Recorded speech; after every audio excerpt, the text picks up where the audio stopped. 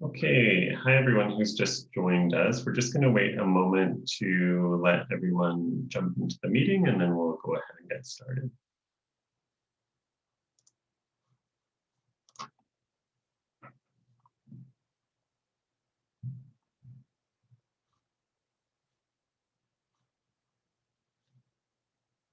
Looks like we're still getting participants joining. If you like, feel free to type in the chat where you're joining us from.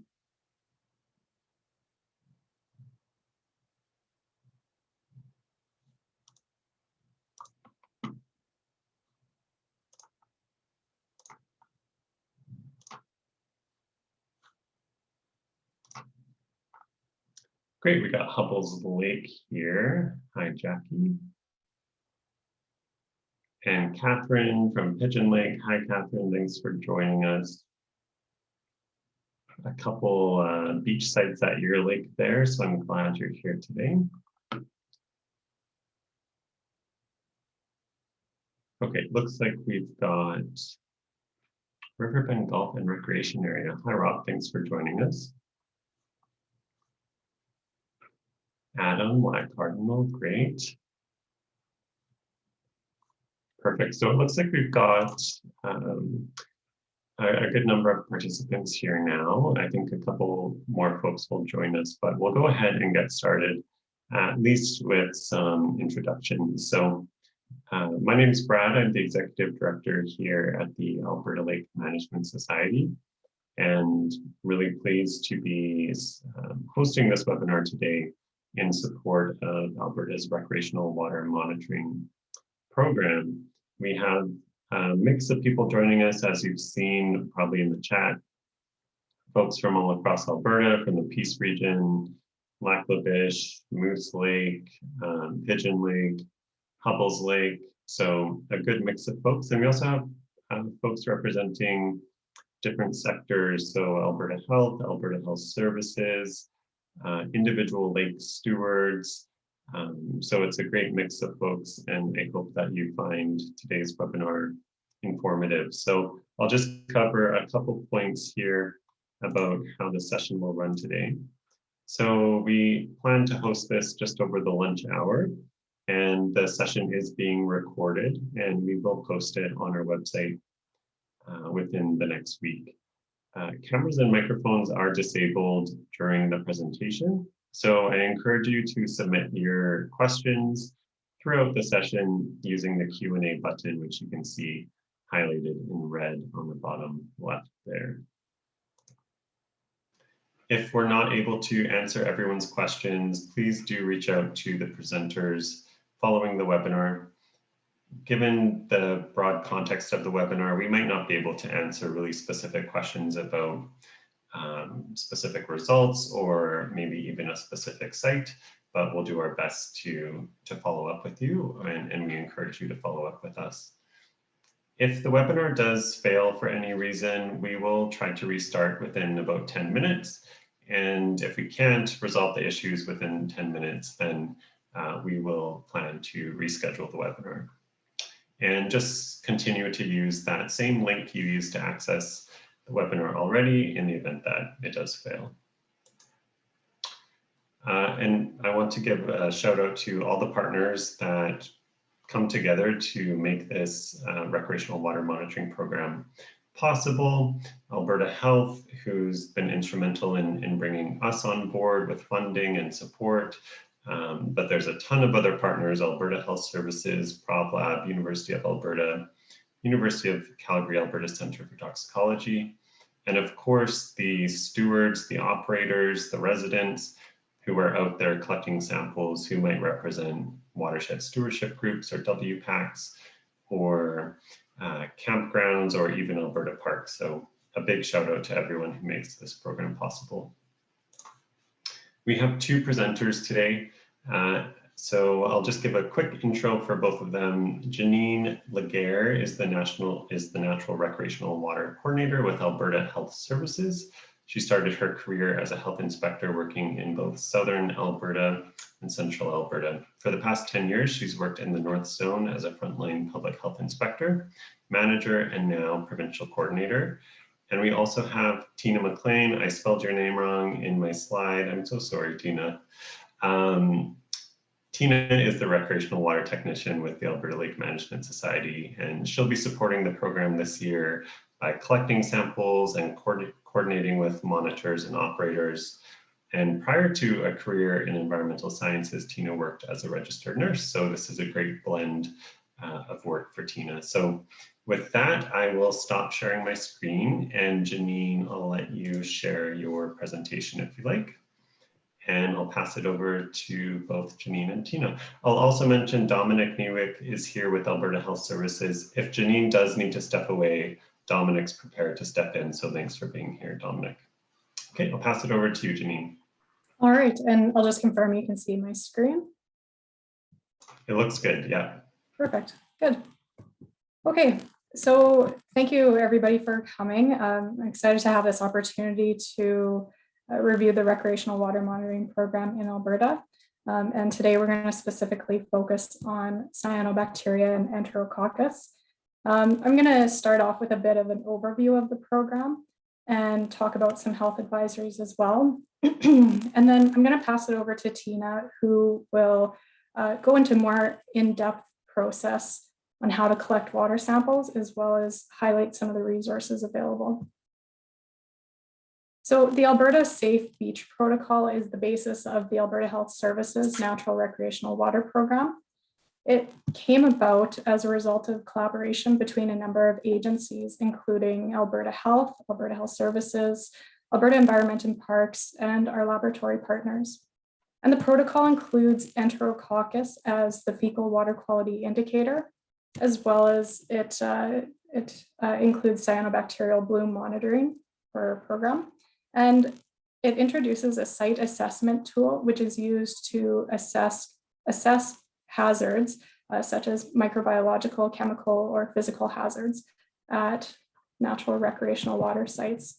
There's also included in the Safe Beach Protocol an optional recreational water management plan. The protocol was originally published in 2019 and was very recently updated.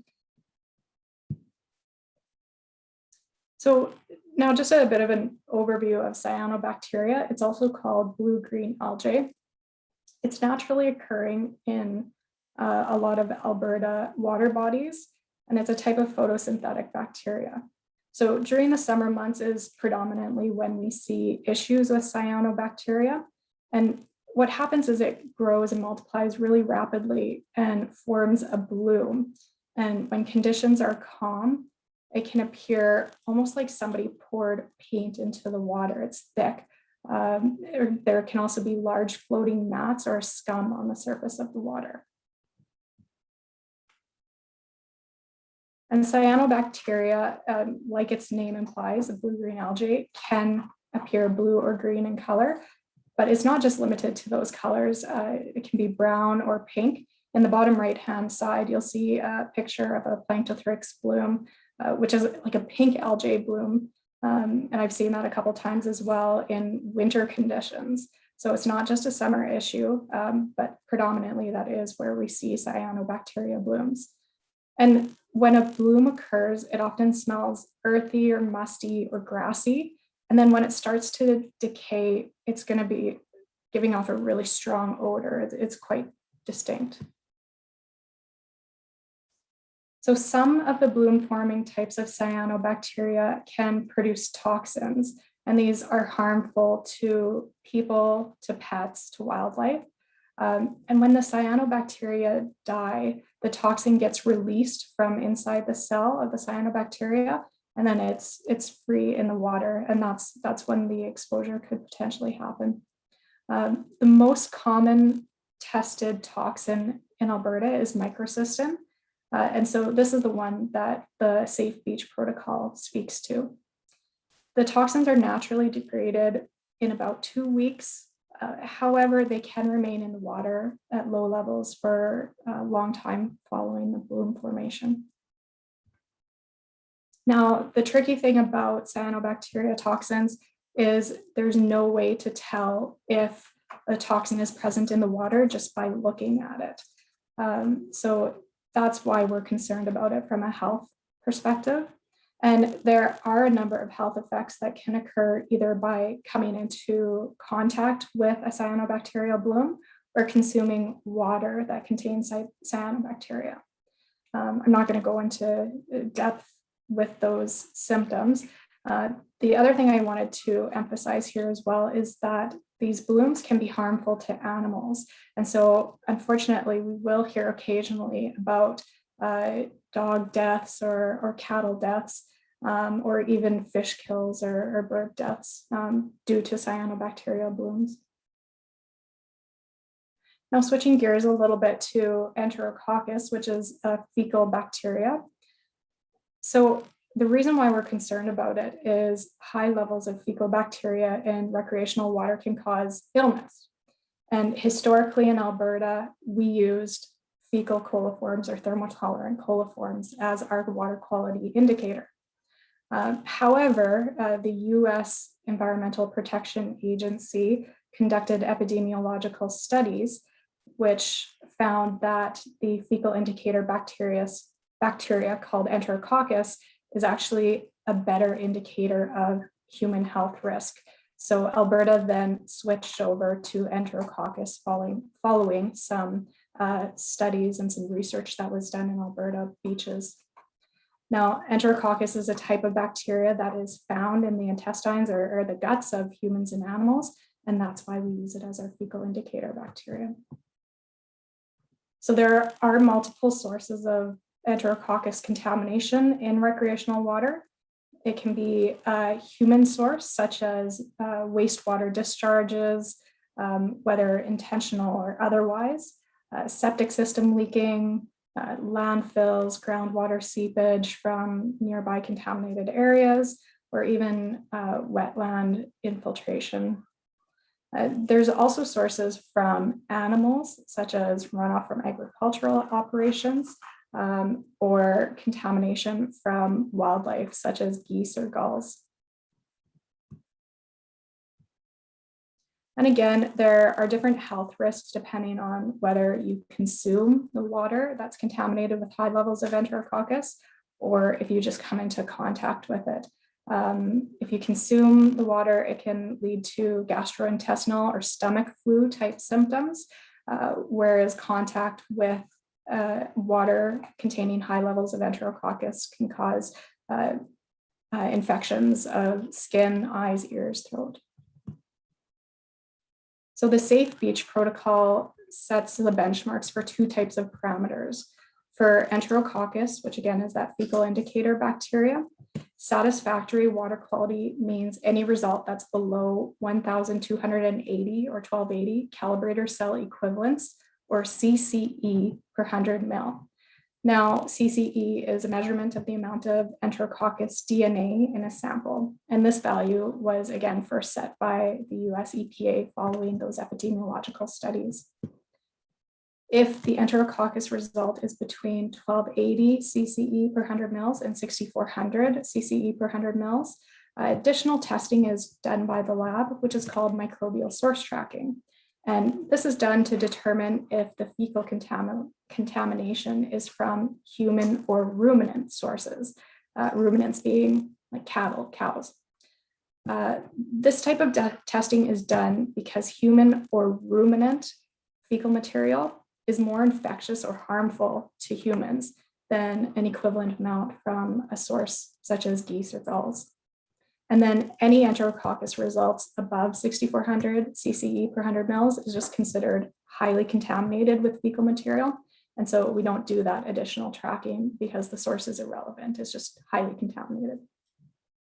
Cyanobacteria has three benchmarks that are specified in the Safe Beach Protocol. The first is there should be no visual indication of a cyanobacterial bloom. The second would be testing for microcystins, that's a toxin, and the concentration should be 20 micrograms per liter or less. And the total cell count, so the total number of cyanobacteria cells in 1 milliliter of water, should be less than 100,000 cells. Now, because we have limited capacity, that's just the reality of the world that we live in, limited funding to run this program, there's only designated beaches that are eligible for routine weekly monitoring. And some of these beaches are eligible for only Enterococcus monitoring, and some are for Cyanobacteria monitoring, while some beaches are eligible for both.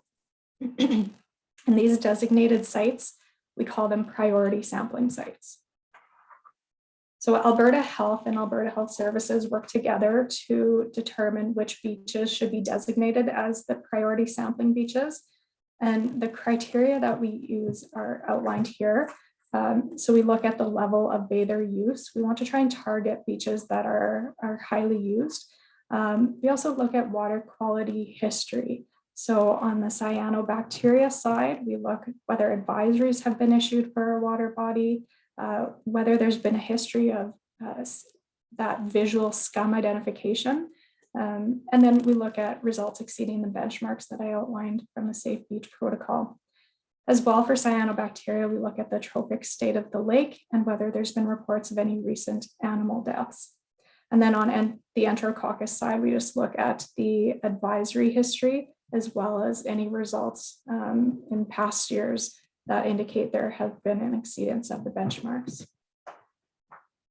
Our sampling season this year, and actually every year, it runs from about May long weekend until September long weekend. And ideally, every priority beach site across Alberta would be sampled once a week for that full season. However, we know that that's just not feasible. And so we really do welcome whatever sampling sites are able to provide. And the great thing about our partnership with ALMS and their network this year is that we're now able to fill in gaps in sampling with other individuals. So a quick overview of the process. Again, Alberta Health at the top there, via the slide, sets the priority sites, and then Alberta Health Services health inspectors are the contact for the samplers and sort of are the review results that come in and provide any interpretation as needed, and will issue and rescind advisories. Next, we go to our samplers, which can be the beach operators. So for instance, our Alberta Environment and Park sites, or municipally owned or operated campgrounds, summer camps, anything like that. And then this year, like I said, we've added ALMS to the sampling mix, which is a great partnership. And so ALMS has also been able to reach out to their network, which includes TINA, the Rec Water Tech, Lake Watch techs, watershed groups, and volunteers who all collect the samples and submit those into the local public health offices. And then they get shipped off to the labs for processing. So again, with environmental public health, that's the department that the health inspectors work in. So we work with priority beaches to try and get the sampling done. We review those sample results when they come in. And like I said, if an advisory is needed based on those sample results or other concerns, we can issue an advisory. And we also respond to complaints or concerns about water quality. So we do often get concerns about, for instance, cyanobacteria at non-priority sites too. So those complaints come into us and we respond to them. So just a quick word here about health advisories. For Enterococcus, if a benchmark is exceeded, so a benchmark set by the Safe Beach Protocol is exceeded, then we review it, determine whether an advisory should be issued.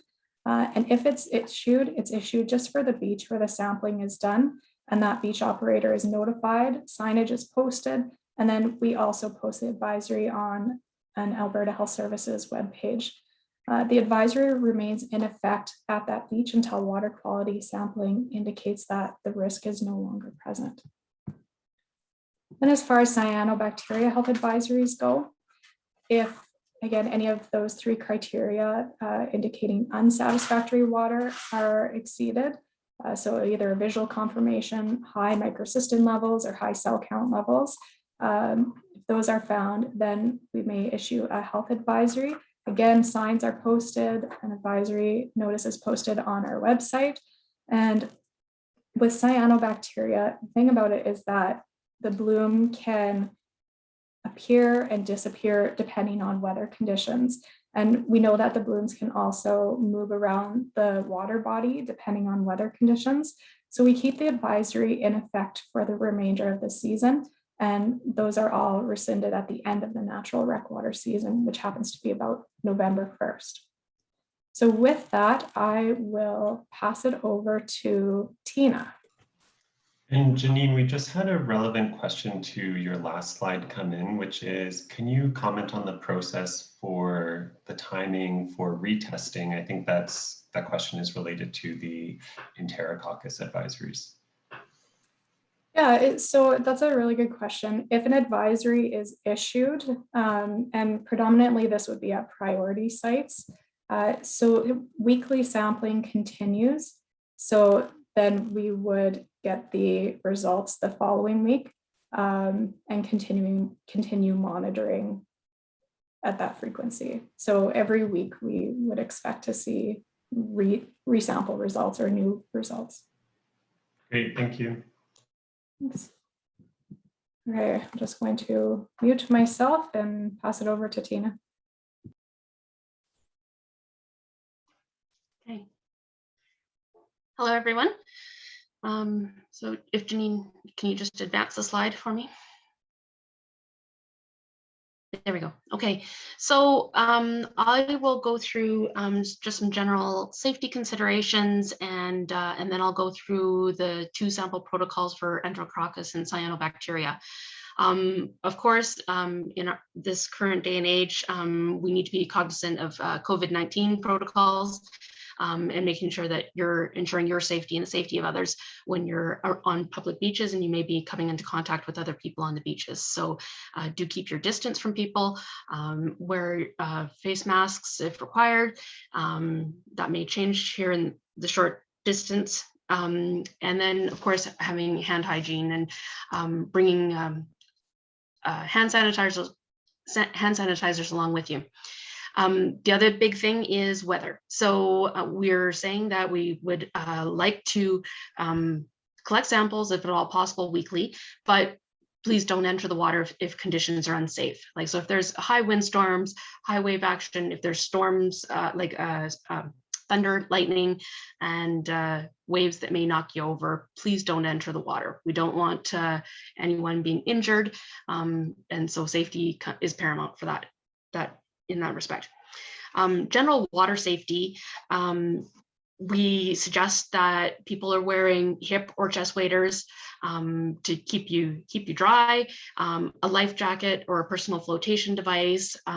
I know that people may say we're at a beach, like what can happen, but I can tell you, as you're going out and sampling and you're trying to hold yourself steady, especially if you're doing the cyano protocol where you're carrying bucket and pail and equipment, you just got to be careful that you're not getting knocked over by waves.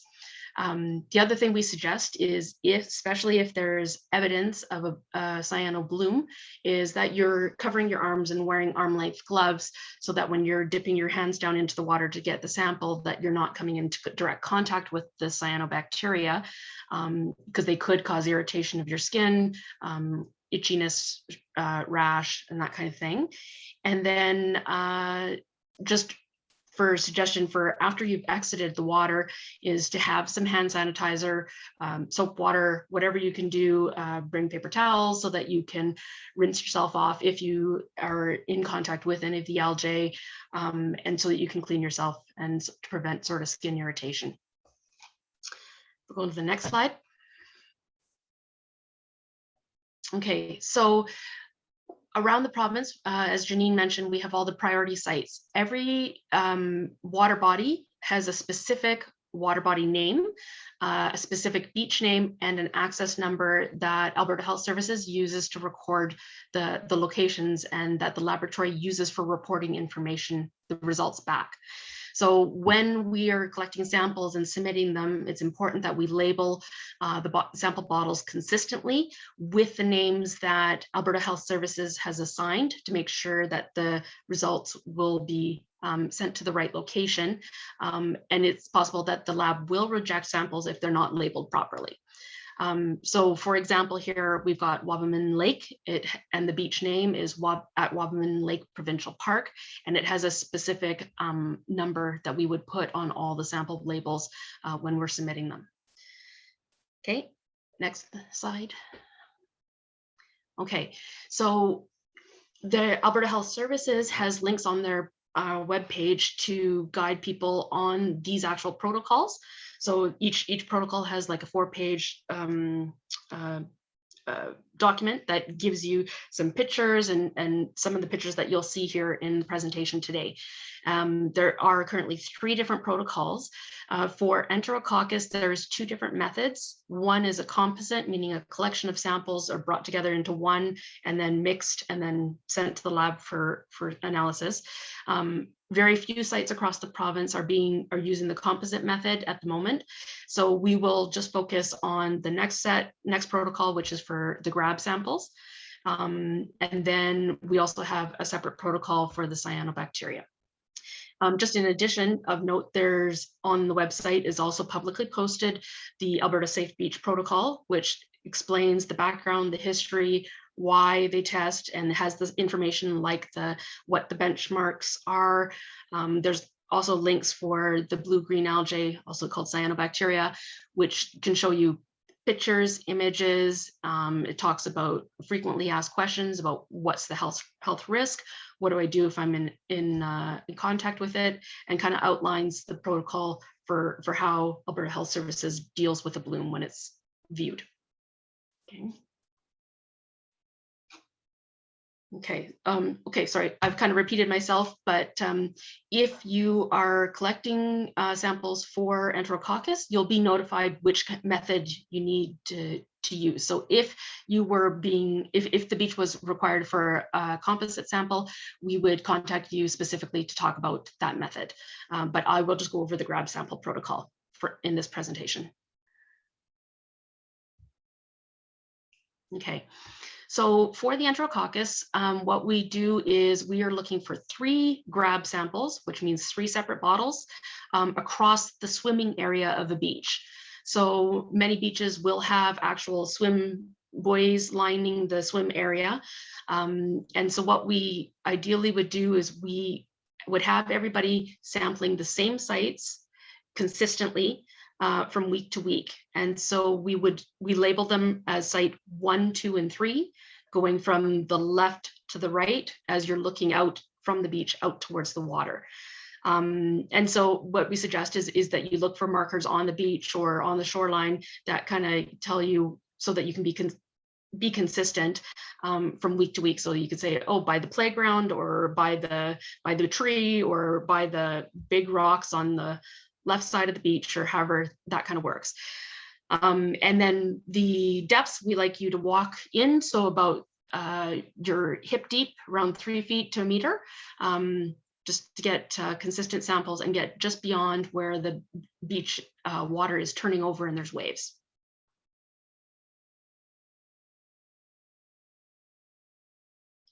Okay, so for this protocol, you'll have 3 bottles.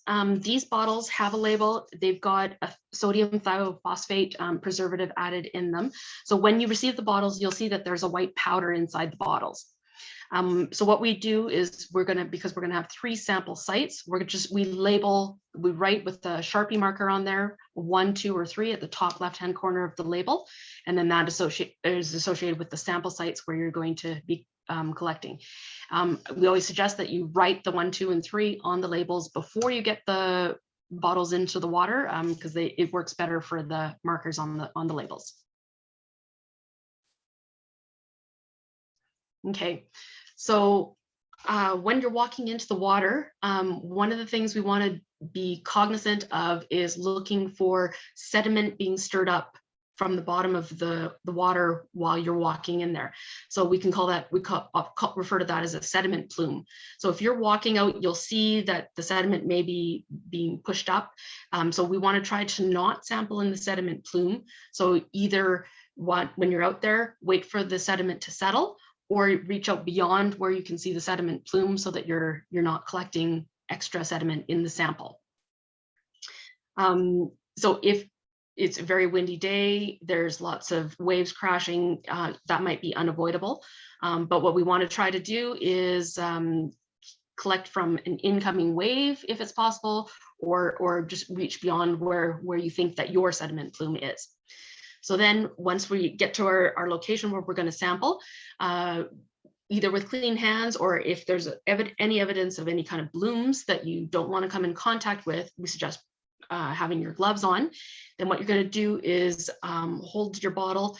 I've got a little bottle here if you look in my video, and you're going to take the caps off, they're sealed, and then we're going to tip the bottle at a 45-degree angle, and we're going to make sure that you don't touch the inside of the cap or the rim. And then we'll go to the next slide. We're going to dip this bottle down into the water. So you want to submit it up to your elbow, about a foot underwater. Then you're going to turn the bottle over and allow the water to fill the bottle. So the bubbles will come out of the air will come out of the water, or bottle, sorry. And then we're going to lift the bottle out. And then we need to make sure that we get to the fill line. So basically where the top of the label is, you'll see there is a line on the bottle, and we do not want to fill above that line. So if you've got more water in the bottle than the line, just simply pour off the top until you get to that location or that line. And the reason for that is that the samples will get frozen. And so we need to make sure that there's room for expansion in the bottles.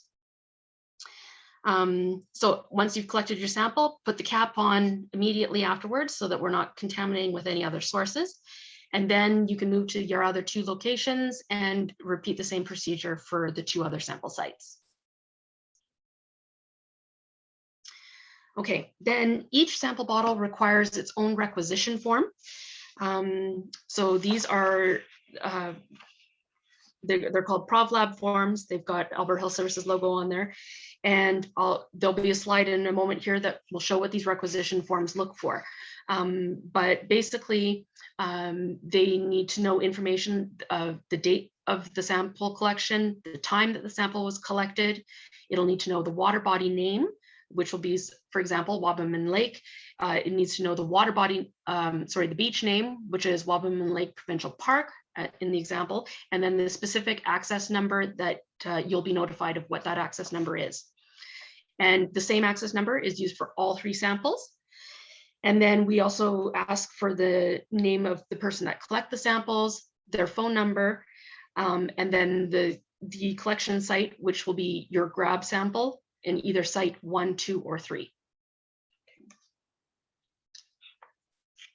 Okay. Then the next thing that we do is that we have pink stickers. And if you look at the bottle in the view here, we put a pink sticker just on the bottom of the label, or bottom of the bottle. And we also put a pink label on the requisition form. There's no writing that's put on this, it's just placed on the bottle. And then there is on the requisition form is a barcode with numbers on it that we will also put onto the bottle. And then these need to be placed into a cooler for transport. It's important to keep the samples cool till they get to the lab. And for out in the field, we ask that you get these samples back to your local public health office as soon as possible after collection so that they can be analyzed as soon as possible. So the samples need to be analyzed by the lab within 24 hours of collection to make sure that they're still valid. Okay, so the next slide that we'll look at here will show you a close-up of these images that I was talking about. So if you look on the ProvLab requisition on the upper right corner, there's a barcode there that's highlighted with red. This is a sticker that can be removed from the requisition. It's placed on the bottle. The pink stickers, we stick one on the bottle, we stick one on the bottom of the requisition, which you see on the bottom left there. We indicate that the sample is non-drinking water and it comes from a beach.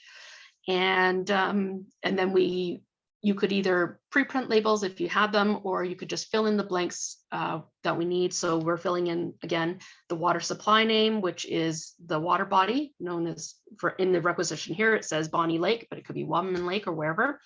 And then the beach name, which could be Wabamun Provincial Park, the access number, and then collected by your name and date. That's information is helpful so that in case anyone has any questions about the sample that was collected, about the site, like maybe the lab needs some information, or the public health inspector wants to follow up on some results and just needs to ask some questions of what you observed at the site, that's very important to make sure that you have the contact information there. Okay. And then once the samples are collected, the samples go into a plastic resealable bag, and with the requisition and the sample, and then take it to your local public health office. Okay, next slide, please. Oh, okay, sorry, we have a zoomed in copy here, so you can see that information a little bit clearer.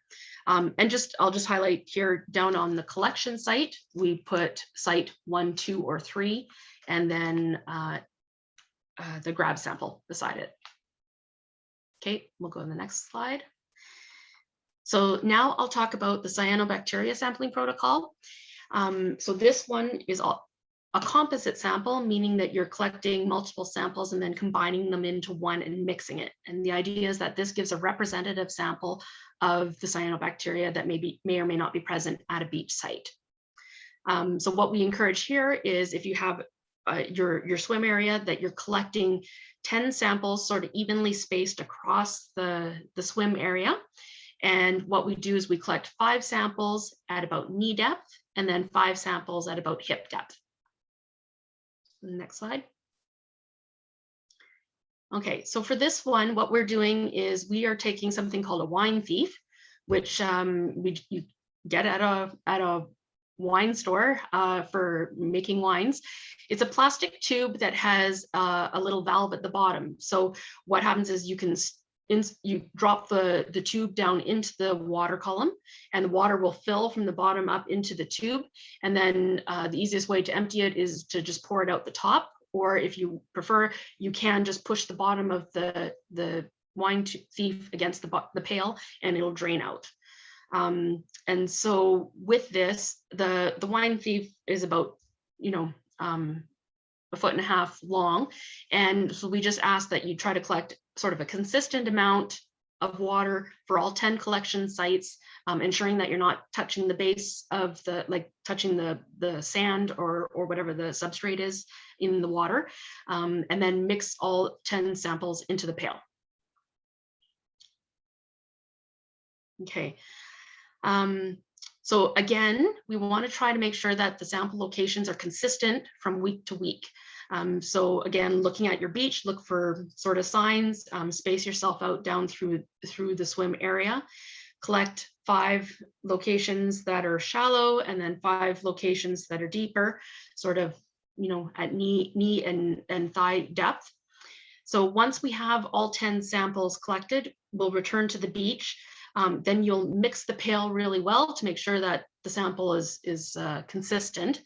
And then we're going to pour off of that pail for 3 bottles.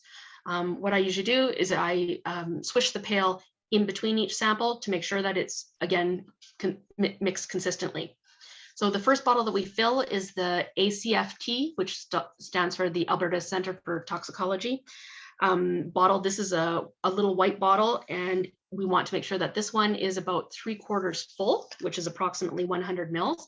I'm just pulling up a bottle into your screen so you can see the small bottle here.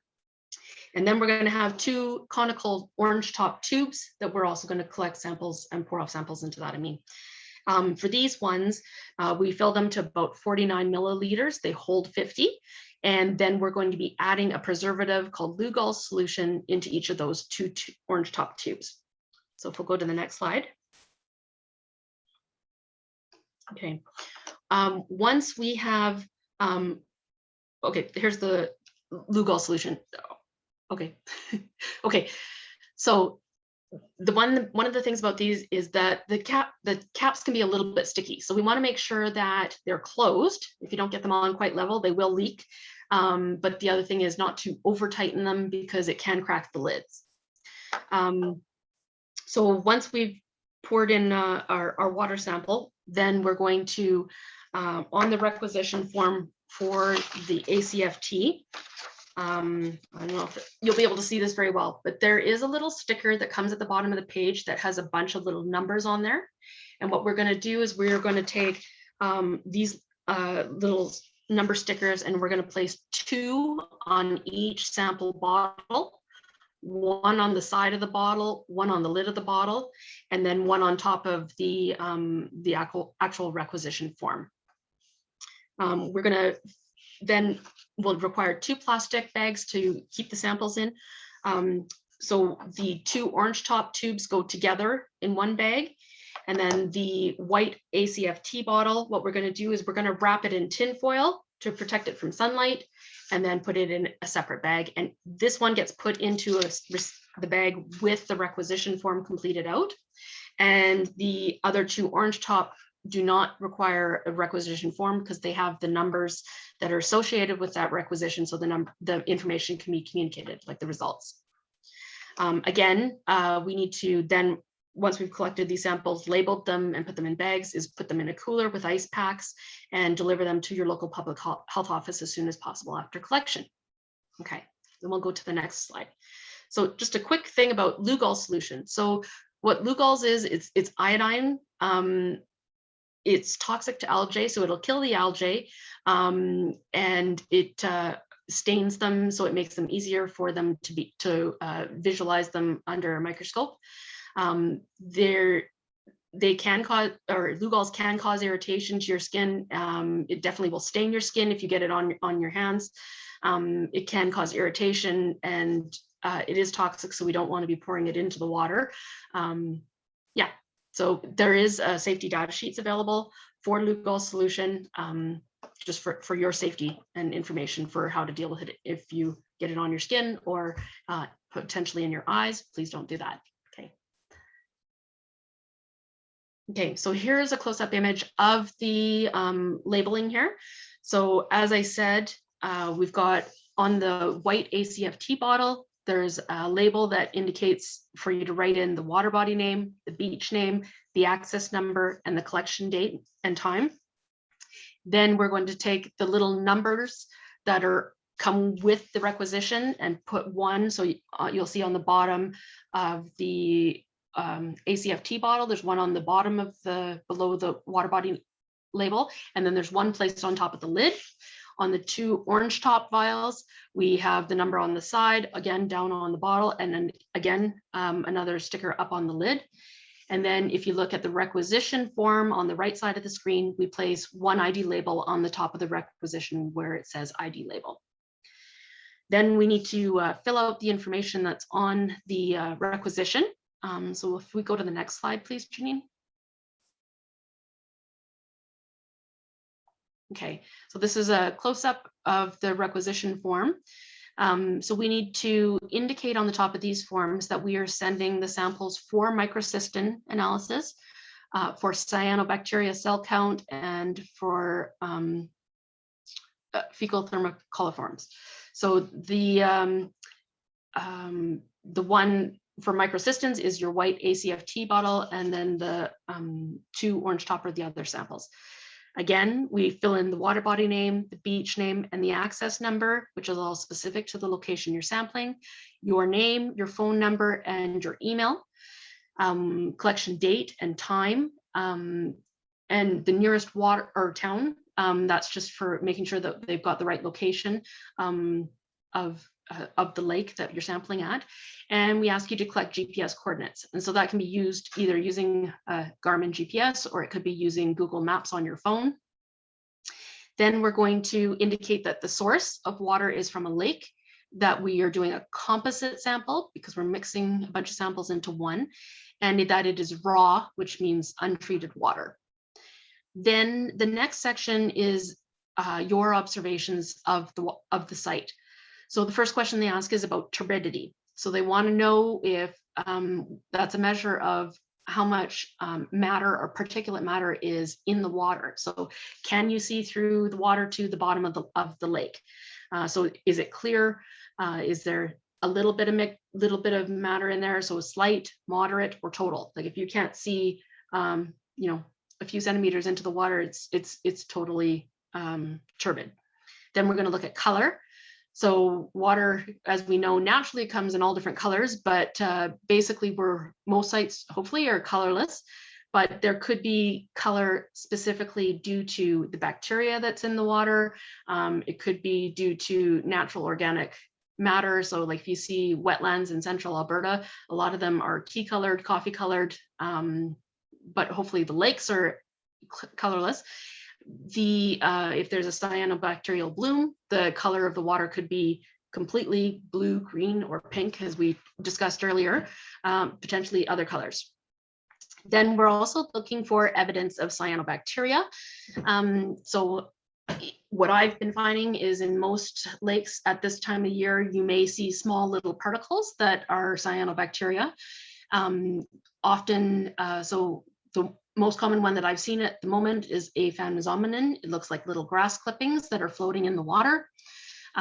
So anyways, you want to indicate if there's no evidence, like if it's lovely, clear, colorless water, if there's any particles that you can see floating in the water versus an actual scum on the surface, or maybe perhaps previous to that, there could be streaks of green collecting on the surface of the water. Then we also just need to record the wind direction. You can find that on any weather app. There's also information on rainfall and wind direction on Alberta Agriculture has a website that you can download a little icon onto your computer or your phone if you wish.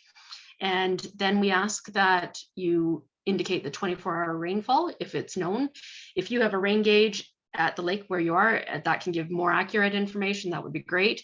But if not, the Alberta Agriculture has weather stations spaced out across the province, so you can get at least sort of local information. And then this water temperature, if you can take a thermometer out with you and get a sample of the temperature, measure the temperature, that would be wonderful. And then we just indicate the sampling depth of where you reached in to get the water sample.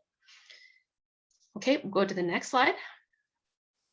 So here's just some examples of turbidity. So again, like I said, this is to describe how cloudy the water is based on particles that are floating in the water. On the left, we have very clear water. On the right, we have very high turbidity. And that could be definitely increased during wind and stormy weather where the water is being turned. Often when you're walking out to a beach, you may see it's very turbid near the shore, and then it clears as you get further out because there's less mixing of the sediment up into the water column. Okay, the next slide, please. So then what we also ask is if you could document the sample sites by taking photos. So I think this is helpful information. So if there is a question about whether there needs to be an advisory posted for an algal bloom or for the presence of cyanobacteria, this helps the public health inspectors make that determination of whether an advisory is required. So in this slide here, you'll see I've got some pictures that show close-up samples of the water. In the top left little picture, you'll see there looks like there's some little grass clippings. That's the aphanomzomenon that I was mentioning. So you'll see these floating inside in the water. The second sample, the water definitely has a green tinge. And the third sample shows that the water is quite clear down to the base. So there's kind of different examples of color and presence of particles in the water and clarity. The second set or row of photos just shows that there's a lot of organic matter that was collecting at this beach site. So we just kind of want a close-up photo so that we can see kind of what is the organic matter? Is it algae? Is it possibly cyanobacteria collecting? These two images in the middle are not cyanobacteria. This was like algae and organic matter that had been stirred up due to a recent wind. And then the bottom row just shows a zoomed out view of the beach. It's helpful to note that if you see evidence of gulls or geese, or if there's any dead fish along the shore, or anything that you're suspicious of that may be contributing to either Enterococcus contamination or a cyanobloom, we want pictures taken of that. And then these images can be kept so that if you are contacted by the public health inspector or the lab for more information, you can share these images to help describe so that they can see and determine whether they need to go do an actual visual assessment and whether an advisory might be required. Okay, so then very important is the deadlines for submitting samples to the laboratory. So the laboratory, of course, has deadlines for when they require samples so that they can, so the samples are viable. For Enterococcus, the samples have to be analyzed within 24 hours of collection. So that means they're in the lab being looked at within 24 hours. So what we need to do to get things to the lab on time is that we need to make sure that we've contacted the local public health office to know when their deadlines are for shipping samples to the laboratories. And different offices will have different deadlines, and then those deadlines, so you need to know the specifics of the office that you're speaking to. And that is also where we pick up the supplies for collecting the samples. Okay. Next slide, please. Okay.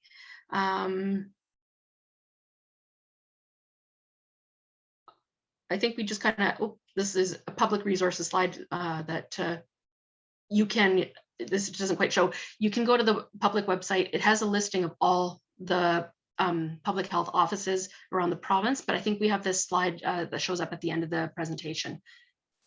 So if you go to the next one, please, Janine. Okay, there we go. So here's the links to some informational sources for you that the Alberta Health Services has websites that will answer questions about blue-green algae, so facts of what's the risks, what it looks like, and any advisories that are posted at any lakes around the province. The Alberta Lake Management Society also has some information about blue-green algae or cyanobacteria and their toxins and the effects. So you can search either of those sites for some information about blue-green algae, but go to the Alberta Health Services website, of course, for actual advisories that have been posted.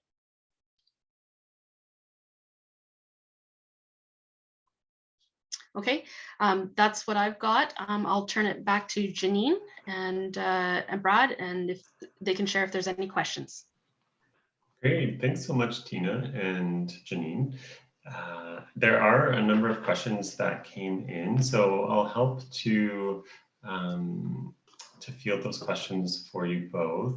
There was one comment, Tina, that on the ACFT requisition form template that you showed, that it had fecal coliforms tested off for checked off for ACFT, but we probably don't need to check that off. Sorry, you're correct. Yeah. Yeah, great. So yeah, if you're sending a sample to ACFT, it's not being tested for the fecal coliform, so no need to check that box off. Thanks for the person who mentioned that. They said that they did check it off, and then their local public health office got cranky with them when they received. Sorry, my apologies. That's correct. No, that's great. There's also a question about the Enterococcus advisory. If there was an advisory posted and it's impacting camping, impacting businesses, is there any chance that sampling could happen more frequently than 1 week? That's a good question. It does come up every season, and it really depends. As Tina mentioned, we're dealing with different deadlines. Like the lab has deadlines for like a cutoff for when they can accept and collect or accept samples.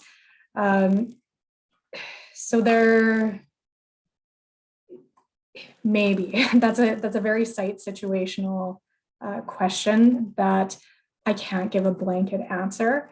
It would have to be something that would be discussed with the local health inspector, and then just keeping in mind that it's not just the health inspector making the decision. There's lots of logistics that go into the sample collection and submission and testing as well. Great, thanks, Janine.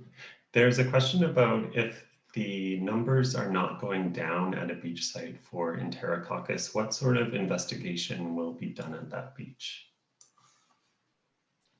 That's also a really good question. And in the beginning, I mentioned the site assessment that's available from the Safe Beach Protocol. And the site assessment is a really great tool that beach operators can use to help identify sources of fecal contamination at their beach. So that would be the starting point. Like, you know, go through, figure out exactly what you're dealing with as much as possible. But there are other means available to us depending on the situation. Like we can do a little bit of enhanced sampling if there is a health risk and we have justification to do it. For me, it would be a good COVID-based presentation if there wasn't a sick kid at home. My apologies, but hopefully I answered that question. I think I have a question here for Tina. If the swim area never gets hip deep, should they stay within the swim area and just sample shallower?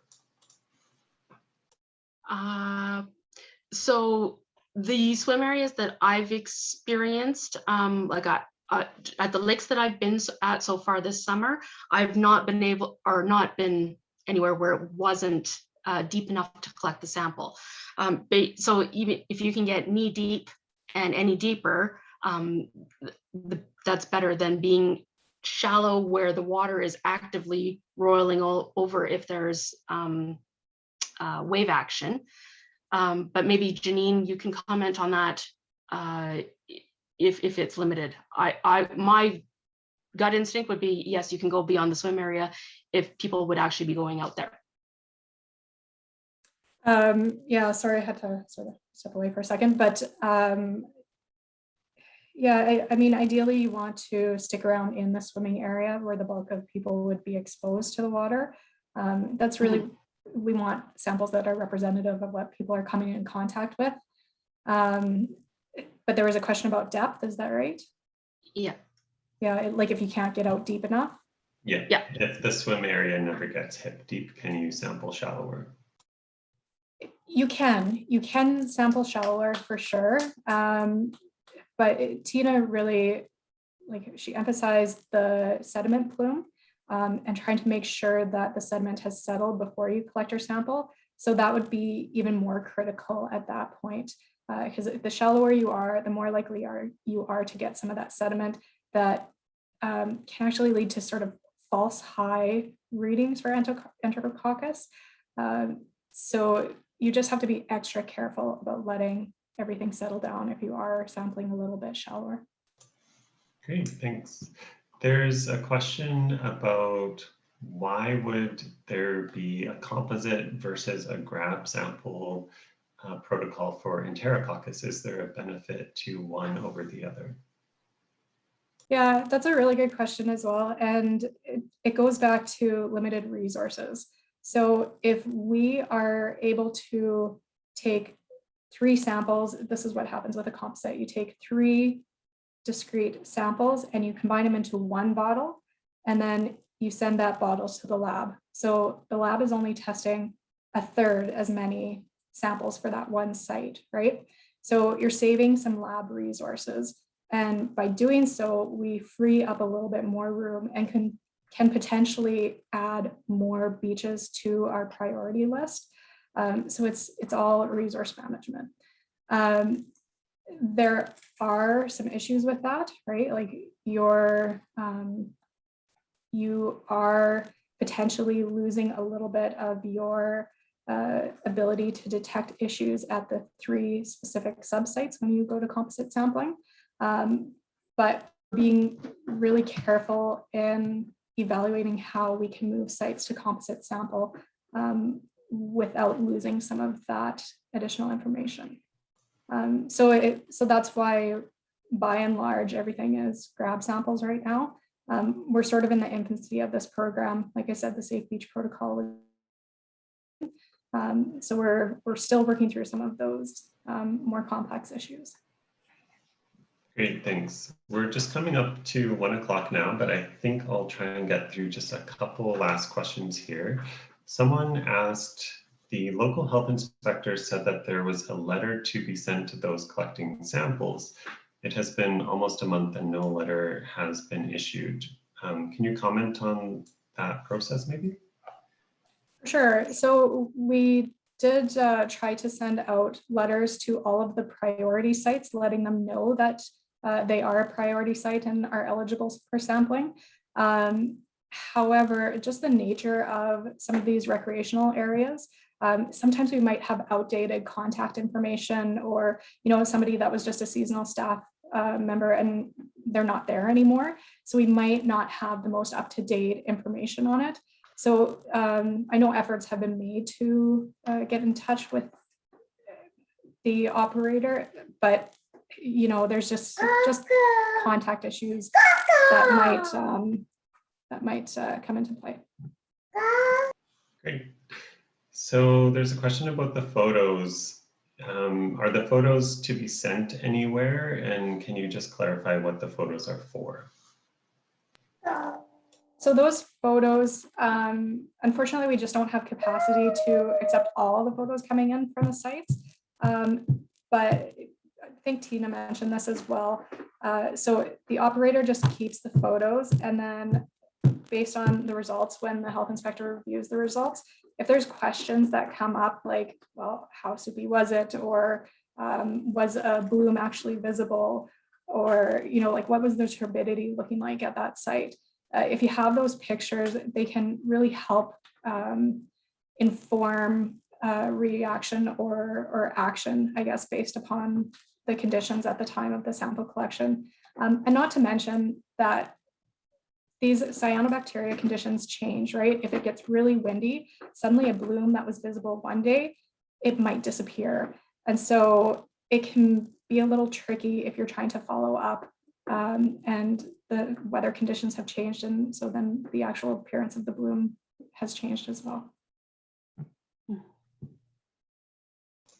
Great, okay. Is there any chance that an Enterococcus advisory would not be issued until the known source of the Enterococcus? Let me just read it specifically. I guess I tried to interpret it a bit. So it says, with a change of indicators for Enterococcus, will they avoid putting out a health advisory until they know it is of the type that will impact human health? Well, the thing is that if the Enterococcus levels are high enough, it will affect human health, right? So the higher it goes, the riskier it is to the public. So even if it is not entirely human or ruminant sources, even if all the Enterococcus is coming from birds, there comes a level where it's still a health risk to people. So that does go into our assessment when we're trying to figure out whether we should issue an advisory or not. But again, there comes a point, like over that 6,400, that's the point where it really doesn't matter what the source of that Enterococcus fecal contamination is. It's just highly contaminated. And so then there's increased risk for the bathers and we need to take some action. Okay, I'll just end with this one last question here. If someone is camping and they don't have potable water and they need water, can they boil water and will it kill microcystin toxin?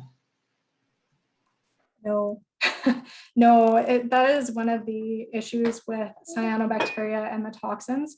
If you boil water that has a cyanobacteria bloom, it can just cause the release of the toxin from the cells. And boiling doesn't destroy the toxin. So it's certainly harmful, and boiling is not effective. So do not use that source for drinking, even if you treat it. Great, so we're just past 1 o'clock now. So I'll end the questions there, but there is contact information on the screen now if you want to follow up with either Janine or with Tina to ask further questions. Obviously, I want to thank both our speakers today for sharing their time and knowledge with us, and to Dominic, who supported editing the presentation and stayed in the background as a great backup. I appreciate that. Again, do reach out if you weren't able to get your question answered today. Thanks to all the attendees for your interest in this topic. I hope it was valuable, and we might be reaching out to some of you where there are still gaps in the network, and to try and either have yourselves or someone in your network start collecting samples. So with that, I'm looking forward to a great summer, either working at the lakes or recreating at the lakes. And we'll make sure that we post this webinar within a week if you want to share it as a resource. So thanks again to our speakers and to the attendees. And I'll go ahead and stop the recording in the webinar now. Thanks, everyone. Thank you. Okay, goodbye.